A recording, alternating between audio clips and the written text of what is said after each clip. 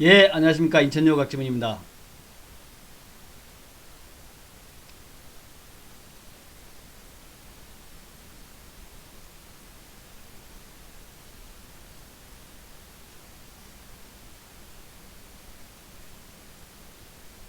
예, 국제유가가 반등할 것이다라고 이제 시장에서 많이 기대를 하고 있었는데, 그렇지 못하고 하락으로 마감돼서 좀 씁쓸하기도 합니다. 예, 그런데, 사실 이제 1000만 배를 감산 합의를 했었거든요. 이제 2000만 배를 뭐 합의가 될 것이다라고 이제 기대했었는데, 1000만 배를 감산이다. 이게 이제 실망스럽다 그랬는데, 이제 수준으로 볼 때, 유가 수준을 볼 때 현재 뭐 22달러 정도면은 굉장히 낮은 수준이에요. 그래서 추가 하락이 나올 것 같지는 않다.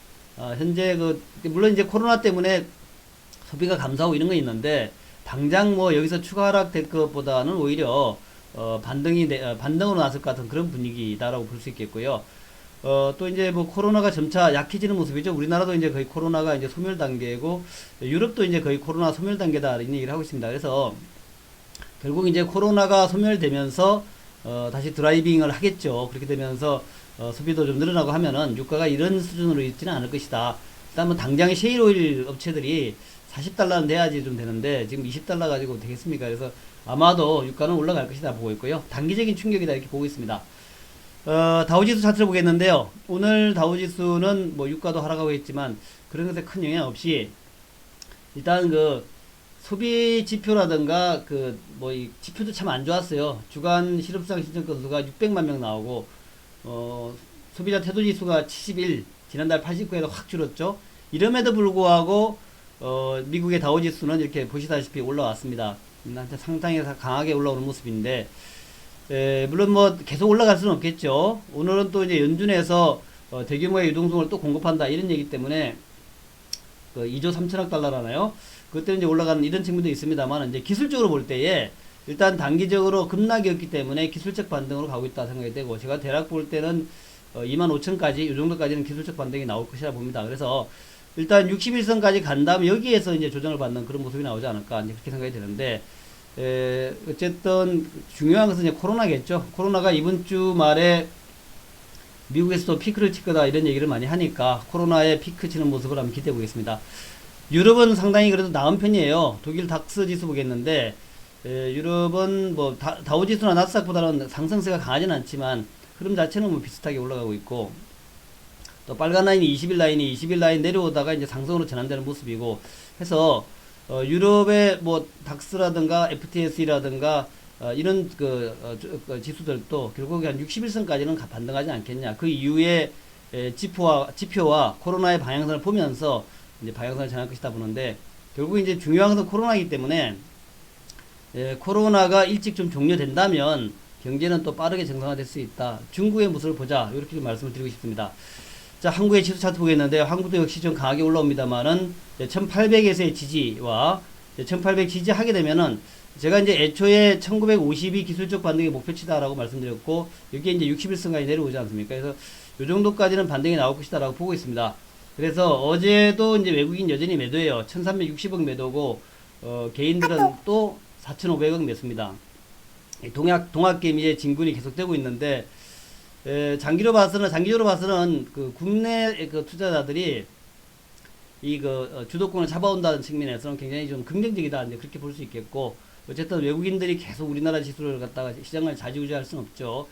자, 하여튼, 종합지수 코스피 지수는 현재 여기서, 대략 1950까지는 추가적 상승이 예상이 되고요. 오늘 뭐 유가 등락했지만, 글쎄요, 뭐 유가가 크게 이렇게 영향 미칠 것 같지는 않습니다. 뭐 내려온다 하더라도 대략 1800 정도에서는 지지라인 생성하지 않겠냐 생각이 되고요. 1800을 지지하면서 다시 이제 상승 방향으로 모양을 트는 그런 모습이 될 것이다 생각이 되고요.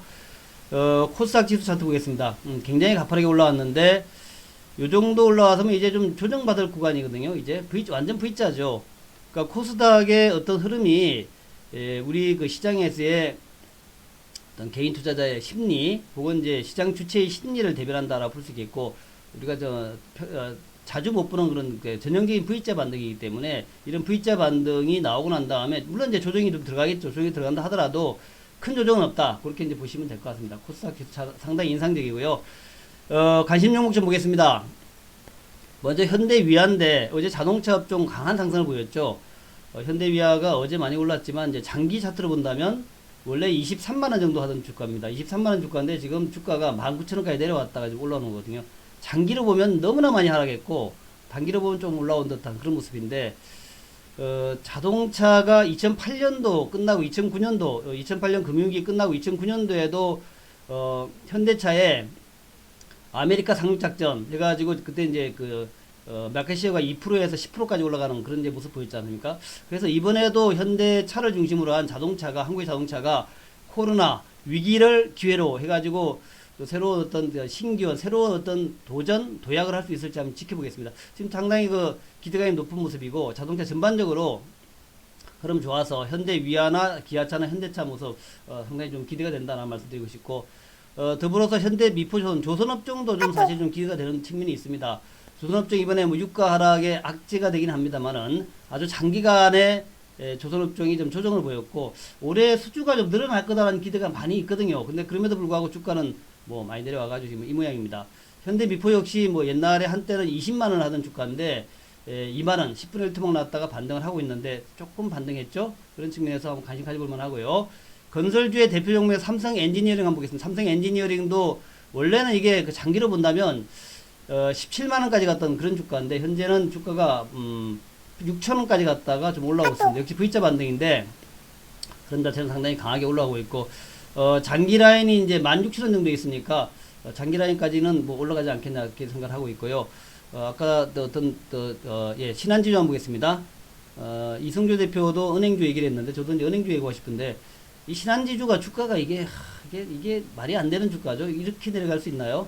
신한지주가 뭐 올해 들어서 갑자기 뭐 물론 이제 금리 뭐 하락 이런 건 여러 가지 악재는 있습니다만은 그렇다고 해가지고 신한지주가 이렇게 주가가 내려갈 이유는 없다 그렇게 보고 있고요. 뭐 KB도 마찬가지입니다만은 바닥에서 조금 올라왔는데 이제 횡보하고 있습니다만은 제가 볼 때는 적어도 요 위에 뭐 4만 원대까지는 가기 당장 가기 어렵다 하더라도 한 3만 5천 원까지는 갈 수 있지 않겠나 그렇게 보고 있으면서 은행주들도 지나치게 내렸어요. 지금 이 정도면은 충분히 가격 매력이 있습니다.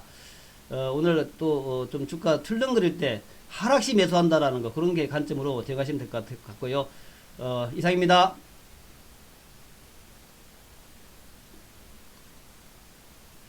네.